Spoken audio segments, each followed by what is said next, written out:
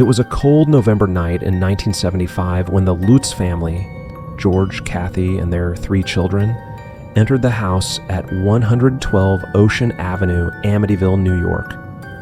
At first glance, the home seemed perfect. A spacious 2-story house, a garden, windows reflecting the moonlight. But as they crossed the threshold, a strange feeling took hold, as if the air was too heavy to breathe, as if something was watching them from within the walls. George tried to stay calm. "It just needs a little cleaning," he kept telling himself, trying to hide the growing unease that intensified each night. But the noises coming from the house made him too restless to ignore. The atmosphere had been strange for days. The air seemed denser, the silence longer, and every shadow seemed to stretch unnaturally. He tried to convince himself it was all in his head, but something about the house made him doubt his own senses. One gray afternoon, George felt he needed to do something to lift the weight from the house. The air had been heavy for days, the silence unbearable. Maybe it just needs some tidying up, he thought again, trying to reassure himself. He grabbed an old flashlight and decided to search the basement.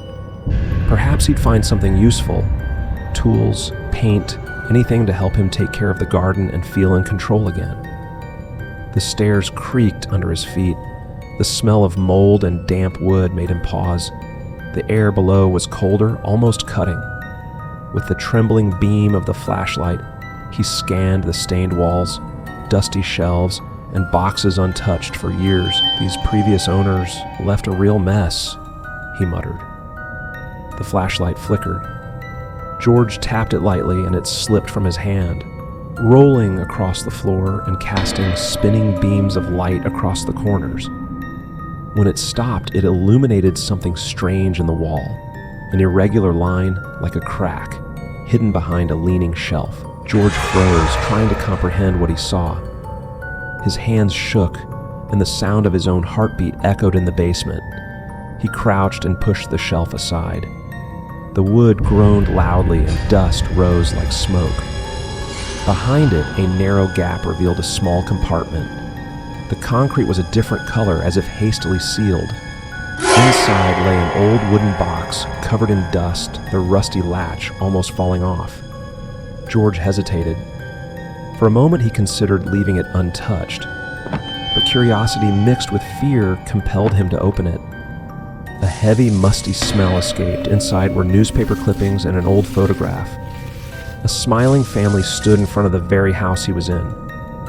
On the back of the photo, a date, 1974, when in a handwritten name, DeFeo. He turned a newspaper. The letters seemed to shake under the unstable light. Family murdered in their sleep. Son confesses the crime. George's stomach churned. The basement felt colder. Upstairs, a dry noise, footsteps dragging across the wooden floor. He raised the flashlight. Silence. Before he could react, a muffled voice whispered his name coming from the wall.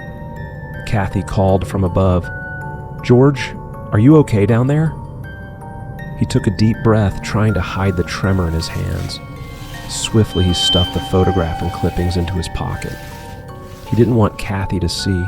His eyes fell on a rusty old axe leaning in the corner. Instinctively, he grabbed it. "Coming up, honey," he said, trying to sound natural. That night, the wind blew hard, rattling the windows. Kathy slept peacefully beside him. Exhausted, George tried to convince himself it was all fatigue and coincidence. But at 3:15 a.m., the noises returned.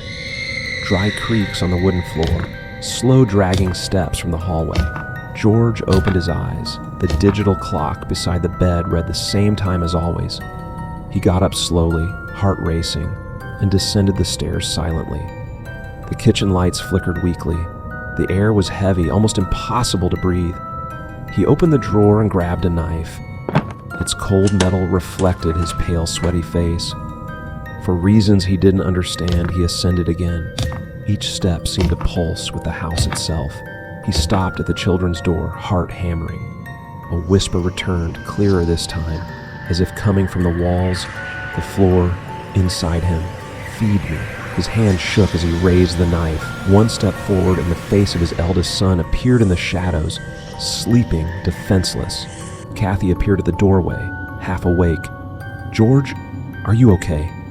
The blade fell with a thud. He breathed deeply, as if waking from a waking nightmare.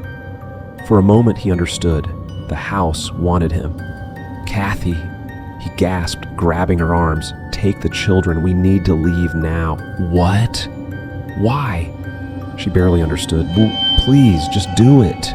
While Kathy ran to wake the children, George descended the stairs. The floor creaked. The basement's cold seemed to rise through the house. In the living room, the fireplace still glowed. He grabbed the keys from the table, but before turning, he heard the voice again, soft, drawn, impossible to ignore. "Don't go, George. Stay with me. Feed me." George squeezed his eyes shut, screaming, "Never!" He threw the photographs and newspaper clippings into the flames. They twisted and crackled as fire consumed them. A deep crack echoed through the walls, as if the house exhaled one last time. Kathy came down with the children in her arms, and George pulled them toward the door. Without looking back, they ran to the car, through the wet road under a moonless sky. Behind them, the house stood still. But some say on quiet nights, a light can still be seen on the second floor, as if someone is awake. Months later, George was at a colleague's promotion party, not because he wanted to be there, but because he couldn't refuse. Laughter and music filled the room. He tried to smile, to join in, but each laugh seemed distant, muffled, while irritation gnawed at him. A colleague with a superior smile approached George, pulling a newspaper from his pocket. "Check this out," showing a luxurious house for sale at an irresistible price. George froze. His heart raced. The air seemed to vanish. That house. That cursed house. The colleague laughed, unaware. So George, what do you think? Should I buy it?"